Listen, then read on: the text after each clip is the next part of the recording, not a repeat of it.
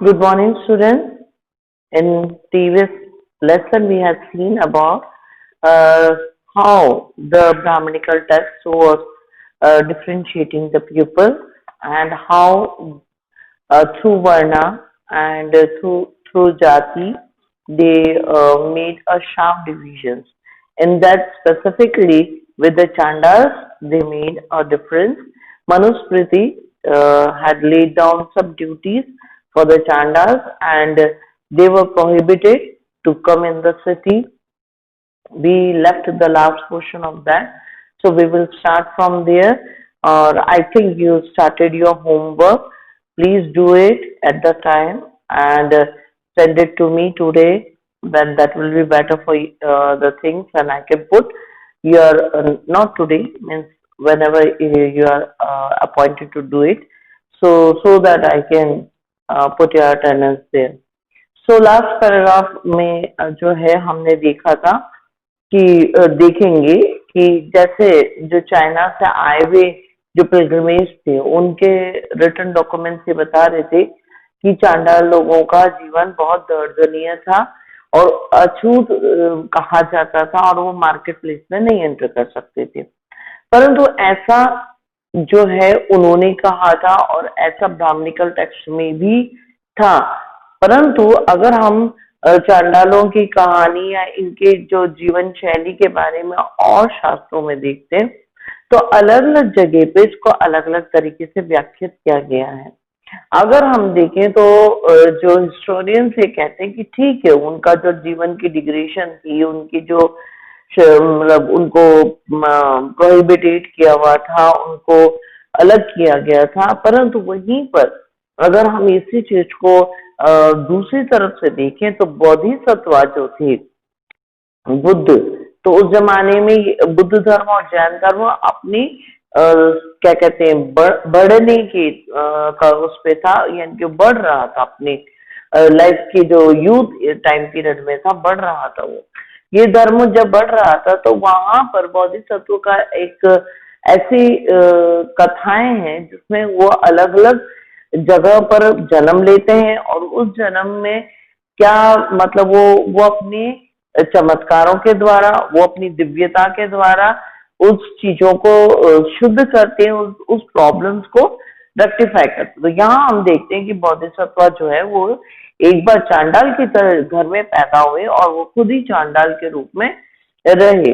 Then उस समय उनका नाम था मतनागा। तो ये जो है फिर उन्होंने किस प्रकार से जो है ब्राह्मणों से तर्क वितर्क किया और उन्होंने धर्म के बारे में सबको शिक्षा दी और उन्होंने किस प्रकार से अपने आप को प्रूव किया, ये सारी चीज जो है बौद्ध धर्म में दिखाई गई कि उन्होंने वहां पर ऐसे मतलब समझाया कि कोई भी मतलब ऐसा नहीं है कि उच्च और नीचे, वहां पर कर्म है, आप कर्म जो कर रहे हो उसके साथ शुद्धिकरण रखो और धन अर्जन करो। धन को गलत तरीके से शराब पीकर, गंदी हरकतें कर कर अगर आप वो करते हो, बिगाड़ते हो, तो अल्टीमेटली आप गरीब रहते हो और गरीब और गंदगी में रहने वाले से कोई भी सम्मान नहीं देता। तो यहाँ पर इस तरीके की कई चीजें जो है इस कथा में है। तो मैं आपसे कहूंगी कि आप जरूर पेज नंबर जो 67 है उसकी स्टोरी को पढ़ें।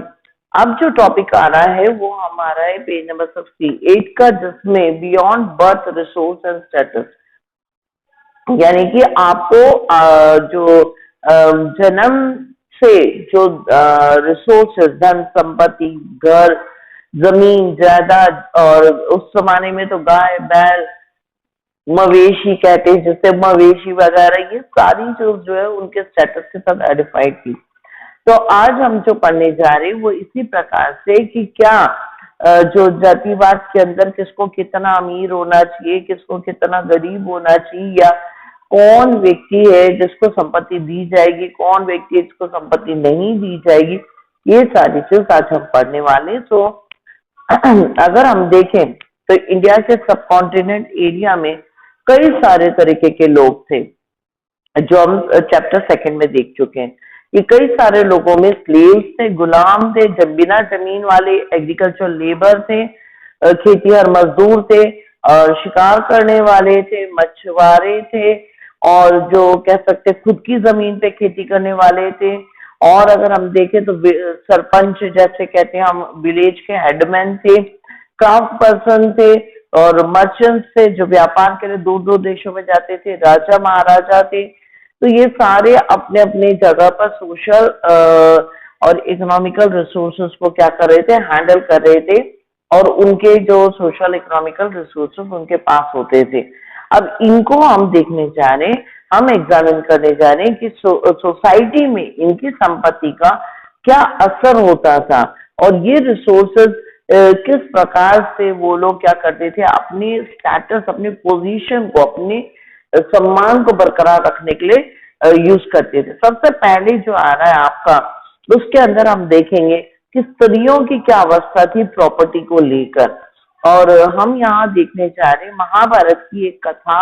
जो महाभारत की कथा जो है, उसके अंदर आप देखेंगे कौरव और पांडव जो है चौपड़ खेलने बैठे थे, डाइस गेम। ओके, जब वो लोग चौपड़ खेलने बैठे तो सबसे पहले अपनी द्वेषता यानी अपनी लड़ाई को भूल के, जो अगर हम देखें तो दुर्योधन ने न्योता दिया युधिष्ठिर को कि आओ और मेरे साथ क्या खेलो, चौपड़ खेलो, डाइस गेम।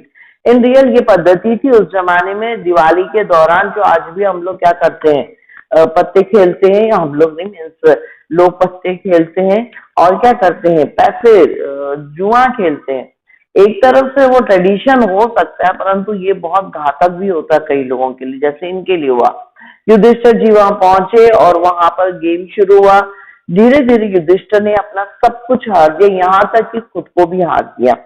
लास्ट में उन्होंने द्रौपदी को भी दांव पर लगा दिया और द्रौपदी को भी हार गए वो। तो यहाँ पर आप देखेंगे सोर्स 11 में द्रौपदी ने कुछ क्वेश्चंस पूछे युधिष्ठिर से। जब द्रौपदी ने ये कहा था कि ये पूछा कि जब तुम अपने आप को हार गए थे तो तुमने मुझे किस अधिकार से दांव लगाया। तो अल्टीमेटली एक हारा हुआ व्यक्ति किसी भी चीज का, किसी भी पोजीशन को अपने हाथ में नहीं रख सकता, वो तो खुद गुलाम है। तो उसने दूसरे, मतलब उसकी स्वतंत्रता को कैसे दांव पर लगा दिया। दूसरा क्वेश्चन ये भी था कि अल्टीमेटली द्रौपदी जो है वो उनकी वाइफ है, तो वो जो है वो जब खुद ही दांव पे लगा हुआ है तो उसकी संपत्ति के रूप में पत्नी भी क्या हो गई, साथ एडिफाइड हो गई। तो उसको बाजार उस जगह पर सबके सामने दांव लगाने की आवश्यकता नहीं थी। तो जो ये कार्य किया गया, ये एक हम ये कहते हैं युधिष्ठिर के लिए कि वो एक धर्म संरक्षक और धर्मवादी व्यक्ति थे। तो अल्टीमेटली यहाँ सोचने वाली बात है, जिसको धर्म का इतना ज्ञान था उसने ऐसी गलती या ऐसी मतलब कह सकते हैं एक्शन कैसे रिप्लेस कर दिया, कैसे उसने उठा लिया। देन इसके बाद हम देखने जा रहे हैं कि फीमेल्स का मनुस्मृति में और फीमेल्स का जो अगर देखें महाभारत में क्या प्रॉब्लम रहा और किस तरीके से उसको देखा गया। मनुस्मृति स्पष्ट रूप से लिखती है कि पिता के मृत्यु पर, यानी कि पिता या जो भी घर का अधिकारी वह है, जो सरमोर है यानी कि जो सबसे बड़े हैं, उनकी डेथ पर उनकी सारी संपत्ति जो है उनके बच्चों पर डिस्ट्रीब्यूट की जाएगी। बच्चों में करने का भी एक खास तरीका है। जो सबसे बड़ा बेटा है उसको जो है सबसे स्पेशल शेयर मिलेगा, और उसके बाद जो है बाकी के बेटों को उनका शेयर मिलेगा। परंतु स्त्रियों को किसी भी प्रकार की धन संपत्ति अवेलेबल नहीं होगी, ये मनुस्मृति में लिखा हुआ था।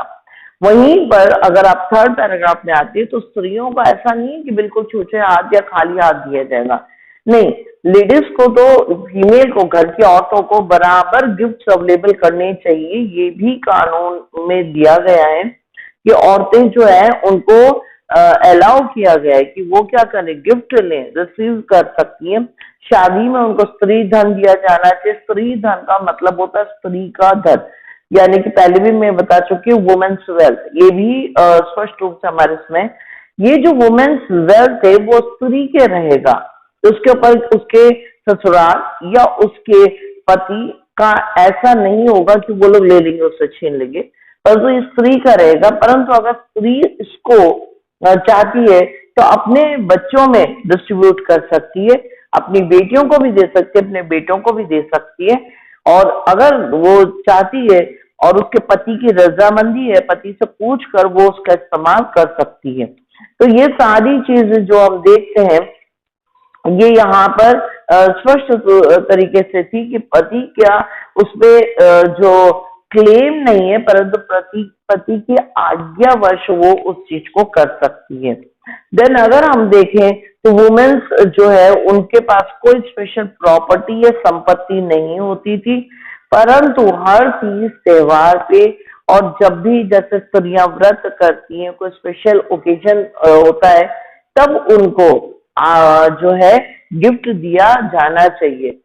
उन स्त्रियों को गिफ्ट देने से फैमिली ब्लेस्ड होती है, क्योंकि वो घर की लक्ष्मी होती है। इस तरीके से जो अगर हम देखें तो कथा में मतलब इनमें लिखा हुआ है। देन अगर हम देखें तो पत्नी जो है वो अपने पति से आज्ञा पाकर कोई अपना वैल्यूएबल चीज है और कोई चीज कीमती चीज है उसको यूज कर सकती है, उसको कहीं बेच या खरीद कर सकती है, परंतु आज्ञा होनी चाहिए। वो अगर चाहे तो जमीन खरीद सकती थी, परंतु उसका पति उसके लिए रजामंद होना जरूरी है। पर ज्यादातर हम ये देखते हैं कि ऐसा देखने में नहीं आता था। पर इसकी एक अतिशयोक्ति है आपकी प्रभावती गुप्ता। प्रभावती गुप्ता हमने उसी समय पढ़ लिया था सेकेंड लेसन में कि she was one of the lady, she is having land, she was having a big state and she is ruling like that. तो वो ऑर्डर्स देती थी, वो उसको संचालित करती थी और उसको आगे बढ़ाती थी। तो यहाँ पर अगर हम देखें तो ये एक और मतलब परिवर्तन देखा जाता था कि उसके हस्बैंड या उसके भाई या उसके पिता इन सब ने उसको सपोर्ट कर रखा था ताकि वो उस चीज को करे। इसके ऊपर इसके साथ भी एक एडिफाइड सिस्टम है, या हम कह दे कि अगर स्त्री में उतना सोच और उतना समाज में खुलापन और शिक्षित और सपोर्ट दिया जाता है तो वो उस चीजों को संभाल सकती है। जमीन है, जानवर है, धन है, और ये सारी चीजें ज्यादातर पुरुषों के हाथ में थी, परंतु कई बार अगर हम देखें तो स्त्रियां भी इनको क्या कर रही थी, हम कह सकते मॉनिटर करती थी या एडमिनिस्ट्रेट करती थी। सो यहाँ पर अगर हम देखें तो एक आपके सोर्स 12 है, इस सोर्स 12 में और ये है how could a man and the women acquire wealth. आज पुरुष और स्त्री किस प्रकार से संपत्ति को प्राप्त कर सकते हैं या उसको एक्वायर कर सकते हैं। तो आदमी 7 तरीके से एक्वायर कर सकते हैं, औरतें 6 तरीके से एक्वायर कर सकती हैं। तो ज्यादातर अगर हम देखें तो ये इसके अंदर ये है कि किस प्रकार से औरतों को गिफ्ट वगैरह देने से उसकी संपत्ति में वृद्धि होगी और वो भी अपने आप में स्टेबल बन सकती है। So I will give you here 2 questions and then again we will proceed to our lesson. So पहला क्वेश्चन है, आप लिखिए उसको। How the parents estate or resources to be divided after the death of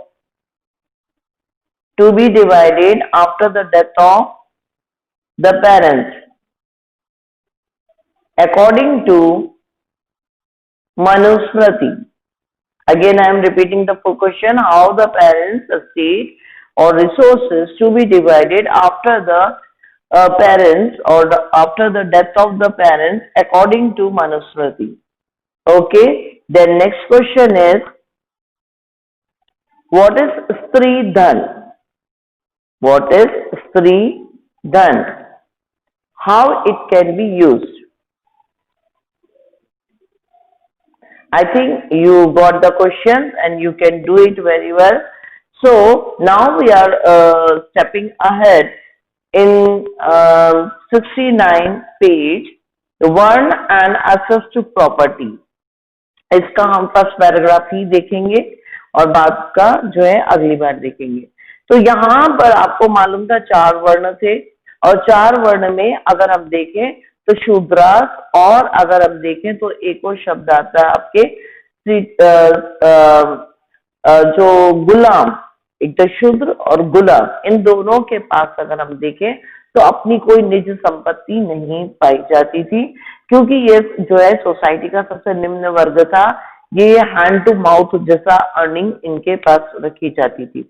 वहीं पर अगर हम देखें तो बाकी जो वर्ण, 3 बचे हुए वर्ण थे, इन 3 बचे हुए वर्णों के लिए किस प्रकार से संपत्ति का विभाजन था। सीधी सी बात है, राजा जो था वो सबसे ज्यादा धनाढ़ी माना जाता था, और ये भी माना जाता था कि उसके पास सबसे ज्यादा accumulation of resources उसके पास ज्यादा होना चाहिए। Then Brahman also enjoying their life with a good gift and wealth। Then हम यहाँ देखते हैं कि ज्यादातर संपत्ति और ज्यादातर जो चीजें हैं वो इन दो वर्ग के पास थी। जो वाणिज्य से जुड़े हुए थे वो व्यापार के जरिए कमाते थे, परंतु इन दोनों से कम धन उनके एक्यूमुलेशन या उनके इकट्ठा करने या उनके संचालन था, क्योंकि उनसे टैक्स भी लिया जाता था, उनके ऊपर और दूसरी चीजों के जो पाबंदियां थी। तो अल्टीमेटली उनका रिसोर्स, उनकी धन और संपत्ति पे, उनकी प्रॉपर्टी पे थोड़ी कमी रहती थी। परंतु यहाँ पर एक और चीज देखने में आई है कि सारे ही ब्राह्मण संपत्तिवान नहीं थे, सारे ब्राह्मण भाग्यशाली नहीं थे और धनवान नहीं थे। तो यहाँ पर कुछ ब्राह्मण जो थे वो गरीब भी थे। अगर आप देखें तो श्री कृष्ण के एक मित्र हैं, उनके बारे में अगर आप देखें तो वो ब्राह्मण थे और वो बचपन के सखा थे, परंतु सदैव क्या रहे, गरीब रहे। तो ये जो चीजें इस प्रकार से कोई इलाकों में जो देखा जाता था कि सभी ब्राह्मण जो है वो रिच नहीं थे, सिर्फ कुछ ही ब्राह्मणों को जो है ये भाग्य था कि वो जो है अमीर थे या अत्यंत संपन्नवान थे, राजा जैसे। तो आज हम यहीं पर रोकेंगे, और आपको मैंने 2 क्वेश्चन दिए, आप इन्हें करेंगे और 2 दिन के अंदर मुझे सबमिट करेंगे, तभी मैं आपकी अटेंडेंस लगाऊंगी। So have a nice day, take care.